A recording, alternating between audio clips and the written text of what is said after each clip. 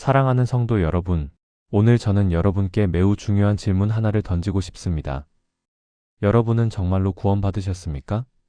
단순히 교회에 다니고 기도하고 헌금하는 것만으로 구원이 보장된다고 생각하고 계시지는 않으십니까? 오늘 우리가 함께 살펴볼 말씀은 요한일서 2장 3절입니다. 우리가 그의 계명들을 지키면 이로써 우리가 그를 아는 줄로 알 것이요. 이 말씀을 통해 하나님께서는 우리에게 분명한 기준을 제시해 주셨습니다. 진정한 구원의 증거는 무엇인지, 참된 믿음의 열매는 어떤 것인지 말입니다. 여러분의 삶 속에는 과연 이런 증거들이 나타나고 있습니까? 첫 번째, 진짜 구원받은 사람은 하나님의 말씀에 대한 깊은 갈급함을 가지고 있습니다.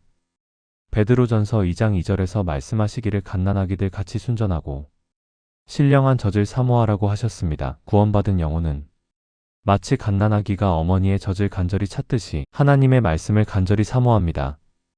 제가 목회하면서 만난 한 할머니의 이야기를 들려드리겠습니다. 그분은 여든이 넘은 나이에도 불구하고 매일 새벽 4시에 일어나 성경을 읽으셨습니다. 시력이 좋지 않아 돋보기를 끼고 한 글자 한 글자 정성스럽게 읽어가는 모습이 참으로 아름다웠습니다. 어느 날 제가 물어보았습니다.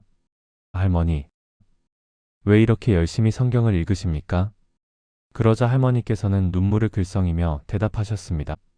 목사님, 이 말씀이 없으면 하루를 살 수가 없어요. 그 말씀이 저의 생명입니다. 여러분은 어떠하십니까? 하나님의 말씀 없이는 하루도 살 수 없다고 느끼십니까? 아니면 성경 읽기가 의무처럼 느껴지십니까? 두 번째, 진짜 구원받은 사람은 죄에 대하여 민감한 양심을 가지고 있습니다. 요한일서 1장 9절에서 만일 우리가 우리 죄를 자백하면 그는 미쁘시고 의로우사 우리 죄를 사하시며라고 말씀하셨습니다. 구원받은 사람은 자신의 죄를 숨기거나 합리화하지 않습니다. 오히려 성령님께서 죄를 깨닫게 하실 때 즉시 회개합니다. 다윗 왕의 경우를 봅시다. 그는 밧세바와 간음하고 우리아를 죽게 한 후에도 한동안 자신의 죄를 인정하지 않았습니다. 그러나 나단 선지자의 책망을 들었을 때 즉시 내가 여호와께 죄를 범하였노라고 고백했습니다. 시편 51편은 바로 그때 다윗이 쓴 회개의 시입니다. 하나님이여 주의 인자를 따라 나를 긍휼히 여기시며라는 간절한 부르짖음이 얼마나 진실합니까? 진정으로 구원받은 사람은 자신의 죄를 발견할 때 변명하지 않습니다. 남을 탓하지 않습니다. 즉시 하나님 앞에 엎드려 회개합니다. 여러분은 죄를 범했을 때 어떻게 반응하십니까? 세 번째, 진짜 구원받은 사람은 형제에 대한 사랑을 실천합니다. 요한일서 3장 14절에서 우리가 형제를 사랑함으로 사망에서 생명으로 옮긴 줄을 알거니와 라고 말씀하셨습니다. 이것은 단순한 감정이 아니라 구체적인 행동으로 나타나는 사랑입니다. 초대교회 성도들의 모습을 보십시오. 사도행전 2장에 보면 믿는 사람이 다 함께 있어 모든 물건을 서로 통용하고 또 재산과 소유를 팔아 각 사람의 필요를 따라 나눠주며라고 기록되어 있습니다. 이들의 사랑은 말로만 그친 것이 아니었습니다. 실제로 자신의 소유를 내어놓는 희생적 사랑이었습니다. 현대의 한국 교회에서도 이런 아름다운 사랑의 이야기들을 볼 수 있습니다. 어느 교회에서 젊은 부부가 교통사고로 하늘나라에 가게 되었습니다. 남겨진 것은 어린 두 자녀와 거액의 빚뿐이었습니다. 그때 교회 성도들이 자발적으로 나서서 그 빚을 대신 갚아주었습니다. 또한 그 아이들이 성인이 될 때까지 함께 돌보아 주었습니다. 이것이 바로 진정한 형제 사랑입니다. 여러분은 어떠하십니까? 형제가 어려움에 처했을 때 진정으로 마음 아파하십니까? 실제적인 도움을 베푸십니까? 네 번째, 진짜 구원받은 사람은 세상보다 하나님을 더 사랑합니다. 요한일서 2장 15절에서 이 세상이나 세상에 있는 것들을 사랑하지 말라고 말씀하셨습니다. 이것은 세상에서 완전히 분리되어 살라는 뜻이 아닙니다. 세상의 가치관에 휩쓸리지 말고 하나님의 가치관으로 살라는 의미입니다. 아브라함을 봅시다. 하나님께서 그에게 내 땅, 내 친척, 내 아버지의 집을 떠나라고 명령하셨을 때 그는 순종했습니다. 하갈 바를 알지 못했지만 하나님의 약속만을 믿고 떠났습니다. 세상의 안전함보다 하나님의 약속을 더 신뢰했기 때문입니다. 오늘날 우리는 어떠합니까?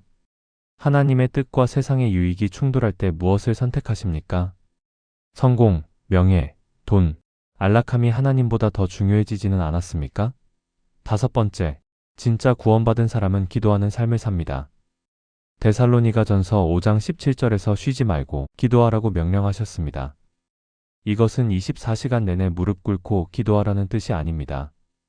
일상생활 속에서 하나님과 지속적으로 교제하며 살라는 의미입니다. 다니엘을 보십시오. 그는 바벨론이라는 이방 땅에서 높은 관직에 있었지만 하루 3번 하나님께 기도하는 것을 멈추지 않았습니다. 심지어 왕의 금령이 내려져 기도하면 사자굴에 던져진다는 위협 앞에서도 기도를 멈추지 않았습니다. 그에게 기도는 선택이 아닌 생명줄이었습니다. 한국 교회사에서도 아름다운 기도의 인물들을 볼 수 있습니다. 길선주 목사님은 새벽마다 뒷산에 올라가 기도하셨는데 그 자리에는 무릎이 닳아서 생긴 구덩이가 있을 정도였다고 합니다. 그분에게 기도는 의무가 아닌 기쁨이었습니다. 여러분의 기도 생활은 어떠하십니까? 기도가 부담스럽습니까? 아니면 기쁨입니까? 6번째, 진짜 구원받은 사람은 전도하는 마음을 가지고 있습니다. 마태복음 28장에서 예수님께서는 모든 민족을 제자로 삼으라고 명령하셨습니다. 구원받은 사람은 자신만 구원받으면 되는 것이 아니라 다른 사람들도 이 구원의 기쁨을 누리기를 간절히 원합니다. 사도 바울의 심정을 보십시오. 로마서 9장 3절에서 나의 형제, 곧 골육의 친척을 위하여 내가 저주를 받아 그리스도에게서 끊어질지라도 원하는 바로라고 고백했습니다.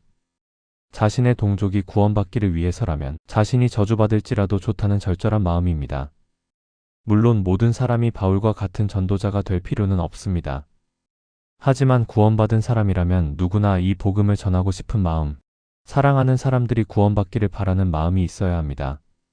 한 집사님의 이야기입니다. 그분은 말주변이 없어서 전도를 못한다고 늘 미안해하셨습니다. 그런데 그분만의 전도 방법이 있었습니다. 주변 사람들에게 항상 친절하게 대하고 어려울 때 도와주고 정직하게 사업하셨습니다. 그러다가 집사님은 왜 이렇게 다르세요? 라고 물어오면 그때 저는 예수님을 믿어요 라고 간단히 말씀하셨습니다. 이런 방법으로 많은 사람들을 교회로 인도하셨습니다. 여러분은 주변 사람들의 영혼을 위해 기도하고 계십니까? 어떤 방법으로든 복음을 전하려고 노력하고 계십니까? 7번째, 진짜 구원받은 사람은 소망 중에 인내합니다. 로마서 8장 24절에서 우리가 소망으로 구원을 얻었음에 보이는 소망이 아니니라고 말씀하셨습니다. 구원받은 사람은 이 땅의 고난 속에서도 하늘의 소망을 바라보며 인내합니다. 욥을 보십시오. 그는 하루아침에 모든 재산과 자녀들을 잃었습니다. 자신의 몸도 심한 질병에 걸렸습니다. 아내는 하나님을 욕하고 죽으라고 했고 친구들은 그를 정죄했습니다. 하지만 욥은 끝까지 하나님에 대한 믿음을 포기하지 않았습니다. 내가 알기에는 나의 구속자가 살아계시니라고 고백했습니다.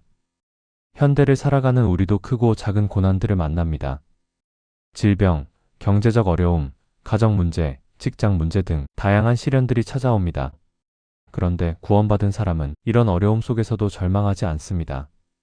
하나님께서 모든 것을 합력하여 선을 이루실 것을 믿기 때문입니다.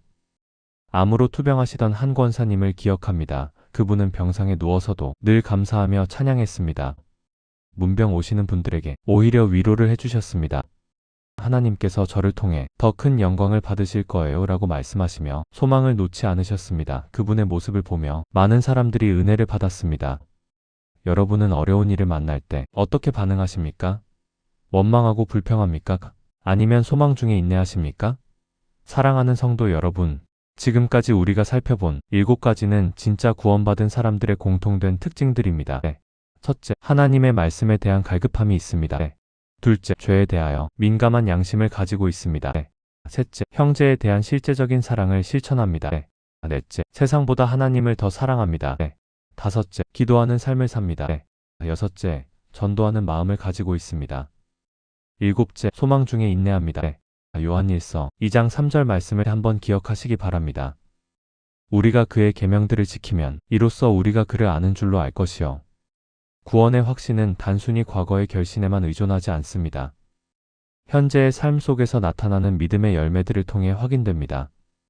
혹시 여러분 중에 이런 특징들이 부족하다고 느끼시는 분이 계십니까? 실망하지 마십시오. 완벽한 사람은 없습니다. 중요한 것은 이런 특징들을 향해 성장해가는 것입니다. 성령님께서 우리 안에 계셔서 우리를 변화시켜 가십니다. 만약 이런 특징들이 전혀 없다면 진지하게 자신의 구원을 점검해 보시기 바랍니다. 구원은 단순히 교회에 다니는 것이 아닙니다. 예수 그리스도를 구주로 믿고 영접하는 것입니다. 그리고 그 믿음은 반드시 삶의 변화로 나타납니다. 고린도후서 13장 5절에서 바울 사도는 너희가 믿음에 있는가 너희 자신을 시험하고 너희 자신을 확증하라고 말씀하셨습니다. 이것은 의심하라는 뜻이 아닙니다. 정확한 자기 점검을 통해 구원의 확신을 가지라는 의미입니다. 오늘 이 말씀을 통해 여러분 모두가 구원의 확신을 가지시기를 원합니다. 그리고 더욱 성숙한 그리스도인으로 성장해 가시기를 원합니다. 하나님께서는 여러분을 사랑하시고 여러분의 삶을 통해 영광 받으시기를 원하십니다. 마지막으로 여러분께 질문드립니다. 오늘 이 7가지 특징 중에서 어떤 부분이 가장 부족하다고 느끼십니까? 그리고 그 부분을 위해 어떻게 노력하겠습니까? 댓글로 여러분의 결단을 나눠주시기 바랍니다. 저는 하나님의 말씀을 더 사모하겠습니다. 저는 형제 사랑을 실천하겠습니다.와 같은 구체적인 다짐을 해보세요. 하나님께서는 진실한 마음으로 그분을 찾는 자들에게 복을 주십니다. 여러분 모두가 참된 구원의 기쁨과 확신 가운데 살아가시기를 주님의 이름으로 축복합니다. 아멘.